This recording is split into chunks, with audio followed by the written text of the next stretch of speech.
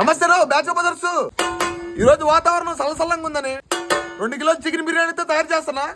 ఎక్కడ తయారు చేస్తారో చూద్దానండి. ఫస్ట్ 2 కిలోల చికెన్ ని వేయించుకుందాం. 1 రొంత నూనె సన్నగా తరుక్కుని అరగడ్డలు వేసుకుందాం. 2 పచ్చిమిరపకాయలు కట్ చేసి వేసుకుందాం.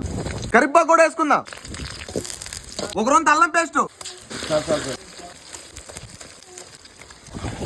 1 రొంత పచ్చడి పసుపు, 1 రొంత కల్లుప్పు, ఎర్రటి కారం, ఇంట్లో ఆడించుకున్న స్పెషల్ మసాలా. చికెన్ అయితే ఉడికిపోయింది. ఇప్పుడు ఈ దబర పెట్టుకొని బిర్యానీ అయితే తయారు చేద్దాం.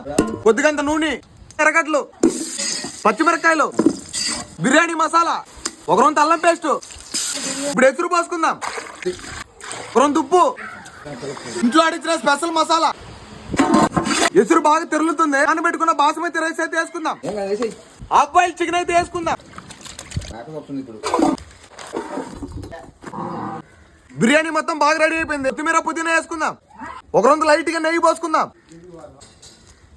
గుమ్మగుమ్మలాడే చికెన్ బిర్యానీ అయితే రెడీ అయిపోయింది. దీన్ని ఎట్టుందో టేస్ట్ చేద్దాం. బిర్యానీలో ఉడికిన చికెన్ లెగ్ పీస్ చూడండి ఎంత బాగుందో.